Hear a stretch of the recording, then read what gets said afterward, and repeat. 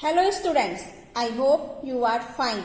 Today I am going to start revision of next chapter, chapter number 13, exponents and powers. So exponents and powers में revision number 1 देखते हैं. देखिए, the first question of this revision is 10 raised to the power 4 is called the dash form of 10,000. देखिए 10 raised to the power 4 का मतलब ये है कि जो इसमें ये 10 है ये होता है बेस, ठीक है, और ये होता है उसका पावर, ठीक है. तो इस फॉर्म को, इस नोटेशन को जो ये पावर की टर्म में लिखा था इसको हम बोलते हैं एक्सपोनेंशियल फॉर्म, ठीक है. तो 10 raise to the power 4 is called the, क्या फिर क्या करेंगे यहाँ पर, एक्सपोनेंशियल फॉर्म ऑफ 10,000. क्यों? 10 रेज़ टू द पावर 4 का मतलब होता है कि 10 का आपने 4 टाइम्स मल्टीप्लाई कराया, 4 में मल्टीप्लाई नहीं कराया, 4 times. That means 10 multiply 10 multiply 10 multiply 10, और जब मल्टीप्लाई आप कराओगे तो क्या आएगा, 10,000 आएगा, ठीक है. तो यानी 10 रेज़ टू द पावर 4 जो लिखा है वो 10,000 का एक्सपोनेंशियल फॉर्म है. Is it clear? कोई भी नंबर अगर लिखा है और उसके एक्सपोनेंट में कोई नंबर लिखा है तो इसका मतलब जो बेस है उसका मल्टीप्लाई हम कर रहे हैं उतने टाइम जो उसका पावर है. ओके, यहाँ पर देखिए लिखा है 7/11 whole power 3 whole power 4 means यहाँ पर देखिए पावर के ऊपर पावर लगी है. कुछ लॉस है यहाँ पर एक्सपोनेंशियल फॉर्म में जो आपने ऑलरेडी पढ़े हुए हैं. उस लॉस को, उन सारे लॉस को यहाँ पर देखना पड़ेगा कि कौन सा लॉ कहाँ पर अप्लाई हो रहा है. उस लॉ का यूज करके हम यहाँ पर सिंप्लीफाई करेंगे. जैसे एक लॉ आपने पढ़ा है कि अगर बेस सेम होते हैं तो पावर्स ऐड हो जाती हैं इन केस ऑफ मल्टीप्लाई. जैसे a raise to the power m multiply a raise to the power n. यहाँ पर देखिए दोनों में a है बेस और पावर चाहे जो कुछ भी हो. मल्टीप्लाई के केस में बेस वही रहेगा, पावर्स क्या हो जाएंगी, ऐड, ठीक है. एक लॉ ये पढ़ा है. एक लॉ आपने सेम पढ़ा है डिवाइड के केस में कि बेस सेम है और अगर डिवाइड हो रहा है तो क्या हो जाती है, पावर सब्सट्रैक्ट हो जाती है, m माइनस n. ओके, एक केस आपने ये पढ़ा है कि अगर बेस डिफरेंट है पावर सेम है और मल्टीप्लाई का केस है तो हम सिर्फ बेस का मल्टीप्लाई कराते हैं कीपिंग द पावर सेम. जो पावर है वो सेम ही रहेगी. सेम केस डिवाइड में भी है. अगर बेस डिफरेंट है और डिवाइड हो रहा है पावर सेम है तो वही केस यहाँ पर भी होगा कि हम बेस को डिवाइड करेंगे और पावर एक साथ लगाएंगे, ठीक है. और आपने ये पढ़ा है कि अगर पावर के ऊपर पावर लगी यानी a raise to the power m whole power n तो उस केस में पावर से क्या होता है, मल्टीप्लाई होता है. यानी a जो बेस है वो बेस a ही रहेगा, हम एक्सपोनेंट जो है उसका मल्टीप्लाई करा देते हैं m इंटू n. ओके, ये लॉ आपने पढ़े हैं. और एक ये भी कंडीशन होती है कि किसी भी नंबर की पावर अगर 0 है तो उसकी वैल्यू 1 होगी, ठीक है. चलिए देखते हैं. यहाँ पर देखिए कौन सा लॉ अप्लाई हो रहा है, पावर के ऊपर पावर लगा है, ये वाला. दैट मीन्स हम क्या करेंगे, बेस वही रखेंगे और पावर का मल्टीप्लाई करा देंगे. तो 7/11 बेस वही है, यहाँ पर लिखा भी हुआ है. पावर का मल्टीप्लाई कराओगे 3 4 जा 12. यहाँ पर क्या फिल कर देंगे, 12. नेक्स्ट लिखा है find the value of 9 raise to the power 3. That means base का मल्टीप्लाई आपको कितने टाइम्स कराना है, 3 टाइम्स कराना है. Means that is equal to 9 multiply 9 multiply 9 multiply कराएंगे और आपको वैल्यू इसकी पता चल जाएगी, ठीक है. नेक्स्ट देखिए simplify and right in exponential form. यहाँ पर इसको सिंप्लीफाई करना है और एक्सपोनेंशियल फॉर्म में लिखना है. दैट मीन्स यहाँ पर आपको रूल अप्लाई नहीं करना है, ठीक है. 2 रेज़ टू द पावर 5 का मतलब क्या होता है, 2 मल्टीप्लाई 2 मल्टीप्लाई 2 मल्टीप्लाई 2 मल्टीप्लाई 2 हो गया 5 टाइम. फिर multiply 2 raise to the power 3 का मतलब 2 मल्टीप्लाई 2 मल्टीप्लाई 2. तो अब देखिए एक्सपोनेंशियल फॉर्म में लिखेंगे तो क्या लिखेंगे, बेस सब में 2 का मल्टीप्लाई हो रहा है तो बेस 2 ही रहेगा. कितने टाइम्स हो रहा है, 1 2 3 4 5 6 7 8 टाइम्स, ठीक है. That is the exponential form. Next देखिए लिखा है 2a cube in product form is. देखिए ये प्रोडक्ट फॉर्म में अगर लिखा जाएगा तो किस तरह से लिखा जाएगा, 2 और a के बीच में कोई साइन नहीं, दैट मीन्स मल्टीप्लाई का साइन है. और a क्यूब का मतलब हुआ कि a का कितने टाइम्स मल्टीप्लाई कराना है, 3 टाइम्स. तो क्या हो जाएगा, 2 multiply a multiply a multiply a. ये हो गया प्रोडक्ट फॉर्म और इसका प्रोडक्ट करके ये आ रहा है. ओके, नेक्स्ट क्वेश्चन देखिए.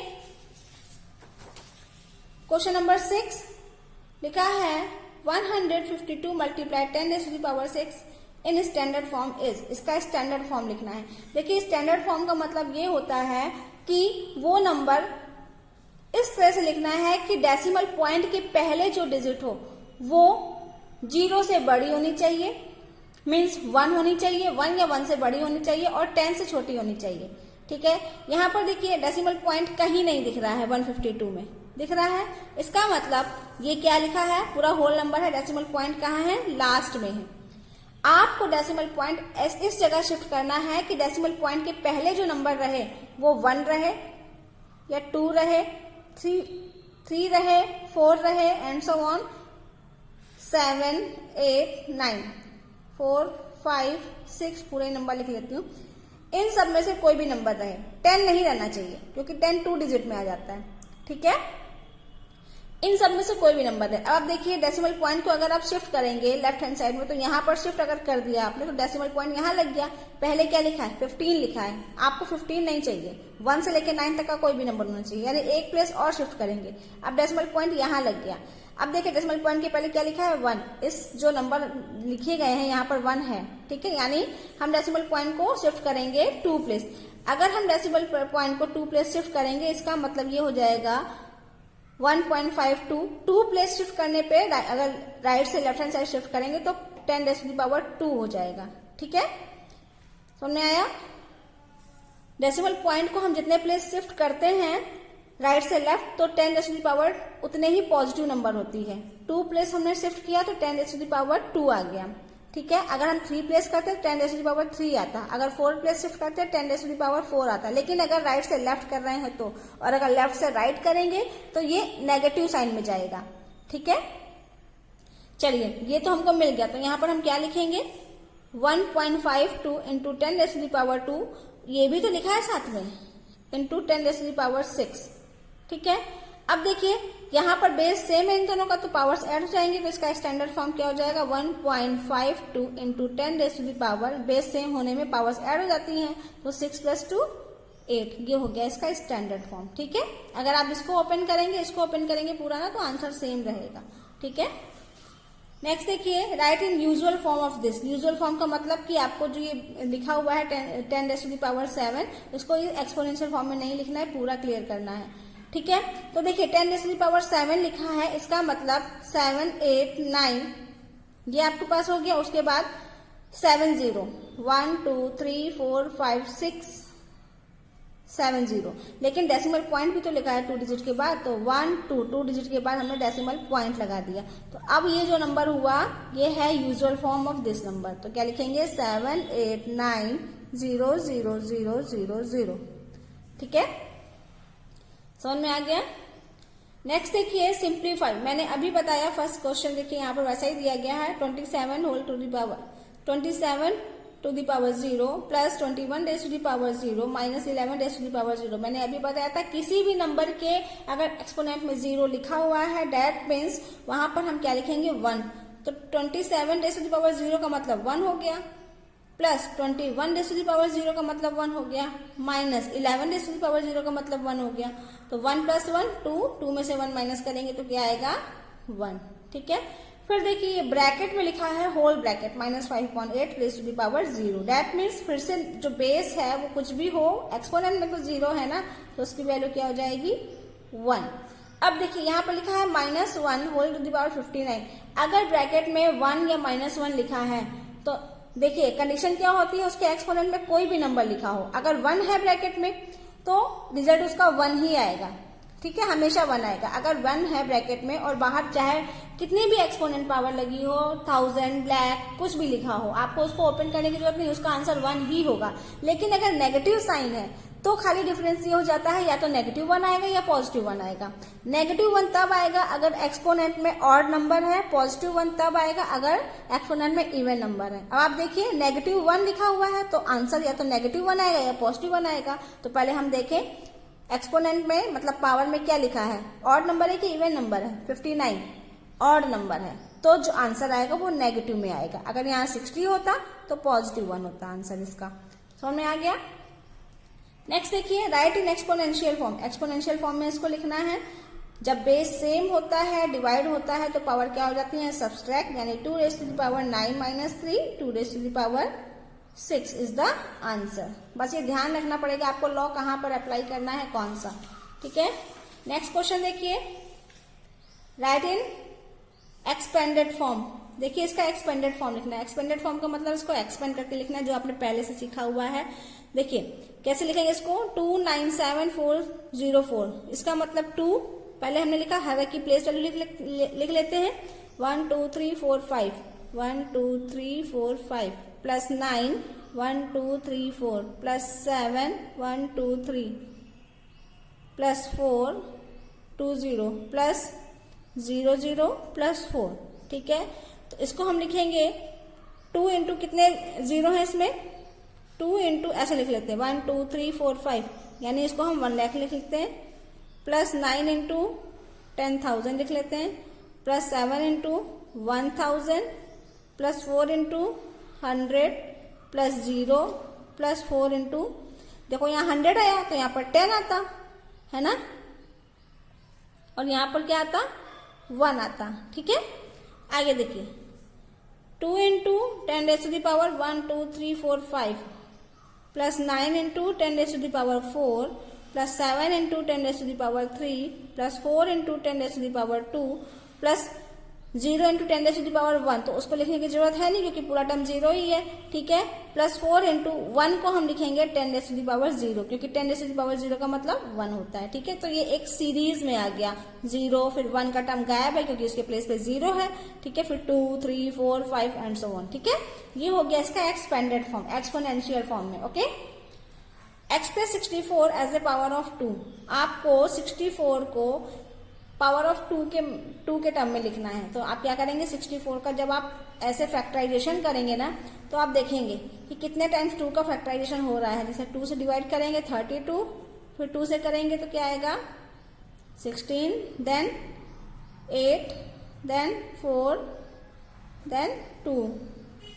ठीक है, फिर 2 से 1 कितने टाइम्स हुआ, 1 2 3 4 5 6, तो ये हो जाएगा 2 into 2 into 2 into 2 into 2 into 2। तो एक्सपोनेंशियल फॉर्म में लिखना है तो बेस सब में 2 ही है तो 2 ही रहेगा। कितने टाइम्स है, 6 टाइम, तो पावर क्या हो जाएगी 6। ठीक है, नेक्स्ट देखिए, कंपेयर करना है आपको कि इन दोनों में से, कंपेयर करने का मतलब आपको बताना है कौन सा ग्रेटर है कौन सा लेस है। ठीक है, तो आप ये देखिए यहाँ पर जो नंबर लिखा हुआ है 7.5 into 10 raise to the power 4 and 1.52 into 10 raise to the power 5। देखिए, या तो आप क्या करिए 10 रेज़ टू द पावर 4 का इसमें मल्टीप्लाई करा दीजिए, मतलब 10,000 का आप इसमें मल्टीप्लाई करा दीजिए। ठीक है, और 10 रेज़ टू द पावर 5 मतलब 1 लाख का इसमें मल्टीप्लाई करा दीजिए। उसके कंपेरिजन में आप इसको देख सकते हैं कि कौन सा ग्रेटर है कौन सा लेस है। या फिर आप ये देखिए, पहले हम ये देखते हैं कि इसमें कौन सा नंबर ग्रेटर है। 7.5 ग्रेटर है, 1.52 छोटा है, लेकिन उसका एक्सपोनेंट देखो पहले किसका बड़ा है, 10 रेज़ टू द पावर 5 बड़ा है। अगर ये नेगेटिव साइन होता तो ये छोटा होता। ठीक है, 10 रेज़ टू द पावर 5 बड़ा है, इसका मतलब आपको सीधा ये पता चल गया, आगे का नंबर कुछ भी हो लेकिन 10 रेज़ टू द पावर 4 ये लिखा है, 10 रेज़ टू द पावर 5 ये लिखा है, ये बड़ा नंबर है। सबसे पहले हम एक्सपोनेंट चेक करेंगे। मान लीजिए अगर एक्सपोनेंट बराबर होता, 10 रेज़ टू द पावर 4 यहाँ भी होता, 10 रेज़ टू द पावर 4 यहाँ भी होता, तब हम कंपेयर करते, तब उसके कंपैरिजन में ये नंबर बड़ा होता, क्योंकि यहाँ पर 7 स्टार्ट है, डेसिमल पॉइंट के पहले 7 लिखा है जो कि बड़ा है, यहाँ डेसिमल पॉइंट के पहले 1 लिखा है जो कि छोटा है। ठीक है, तो इस केस में क्या बड़ा होगा, ये नंबर क्या होगा, ग्रेटर होगा, यानी 7.5 into 10 raise to the power 4 is less than 1.52 into 10 raise to the power 5। Next question देखिए, सिंप्लीफाई करना है यहाँ पर। देखिए 7 raise to the power 2 multiply 7 raise to the power 5 whole bracket divided by 7 raise to the power 7। तो सबसे पहले आप ब्रैकेट सॉल्व करेंगे। ब्रैकेट आपको ओपन नहीं करना है, 7 रेज़ टू द पावर 2 का मतलब 7 मल्टीप्लाई 7 नहीं लिखना है, आपको यहाँ पर लॉज अप्लाई करने हैं। लॉज में देखिए, जब बेस सेम होता है तो पावर्स क्या होती हैं, ऐड होती हैं। तो यानी 7 raise to the power 2 plus 5 ये हो जाएगा, यानी 7 रेज़ टू द पावर 7 ये हो गया। फिर डिवाइड भी हो रहा है 7 रेज़ टू द पावर 7 से, फिर से हमारे बेस सेम है तो पावर सब्सट्रैक्ट हो जाएंगी। ठीक है, तो इस तरह से आप इसको निकाल लेंगे, बस लॉ अप्लाई करिएगा, सिंपल क्वेश्चन है ये। नेक्स्ट देखिए,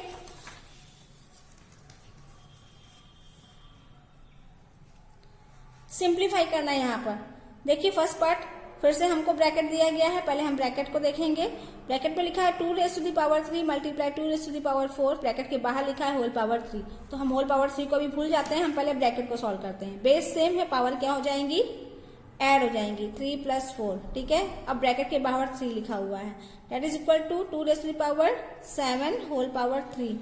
अब उसके बाद क्या होगा, जब पावर के ऊपर पावर लगा होता है तो पावर्स का मल्टीप्लाई हो जाता है, यानी 2 raise to the power 7 multiply 3 that is equal to 2 raise to the power 21, ठीक है। इस तरह से हम ये भी करेंगे। यहाँ पर देखिए न्यूमरेटर में लिखा है 3 raise to the power 7, denominator में लिखा है 3 raise to the power 2 multiply 3 raise to the power 4। तो हम न्यूमरेटर को पहले भूल करके डिनोमिनेटर को सॉल्व करेंगे।